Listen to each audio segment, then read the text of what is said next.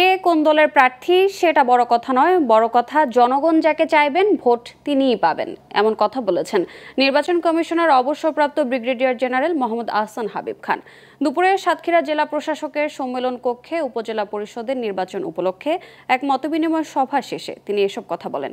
Press ব্রিফিংয়ে তিনি বলেন, নির্বাচন অবাধ, সুষ্ঠু ও নিরপেক্ষভাবে শেষ করতে নির্বাচন কমিশন বদ্ধপরিকর, তাই নির্বাচনে কোনো পক্ষপাতমূলক আচরণের সুযোগ নেই।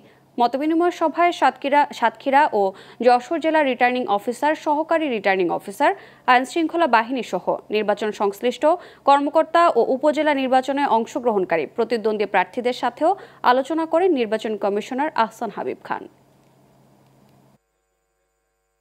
কার প্রার্থী এটা বড় কথা না, কোন দলের প্রার্থী এটা বড় কথা না, বড় কথা হচ্ছে সুষ্ঠু সকল জনগণ যাকে চাবে, ভোট যাকে দিবে সেই নির্বাচিত হবে। পরিষ্কার দেখেন, সেই নির্বাচিত হয়েছে এবং এনশিওর করেছেন।